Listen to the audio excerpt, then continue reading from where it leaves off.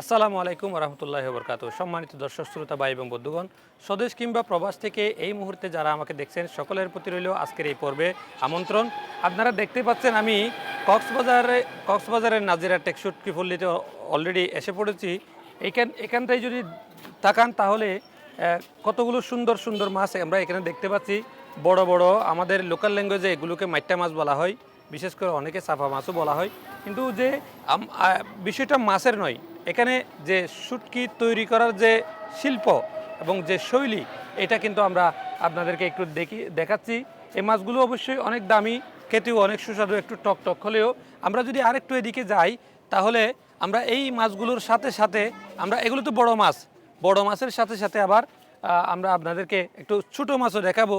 যে সেই ছোটো মাছের একেবারে একেবারে কনিষ্ঠতম সদস্য হচ্ছে এই সুরি শুটকির একেবারে ছোট ছোট সাইজগুলো। সেই সাথে আমরা এদিকটা যদি একটু তাকাই তাহলে আমরা একদম ছোট ছোট ফুফা মাছ এগুলো আমরা দেখতে পাচ্ছি। আমরা আরেকটু যদি এদিকে যাই তাহলে আর কতগুলো কাঁটাযুক্ত ছোট ছোট মাছ আমরা এখানে দেখতে পাচ্ছি।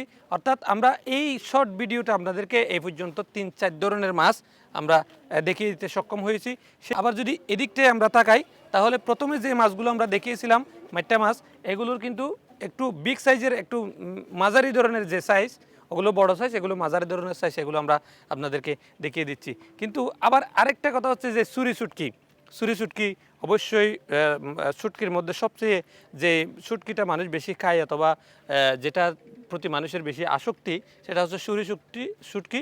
এই শুটকির ছোটো সাইজগুলা মানে একেবারে ক্ষুদ্রতম নয়, মাঝারি ধরনের সাইজগুলা এখানে এইভাবে শুকানো হচ্ছে।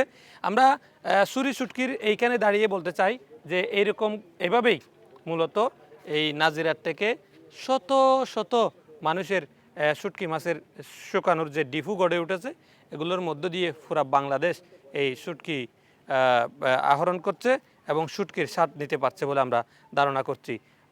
আসছি একটা কাজে, সেখানে আপনাদেরকে একটু দেখানোর জন্যে আজকে এই পর্যন্ত। আসসালামু আলাইকুম রহমতুল্লাহ।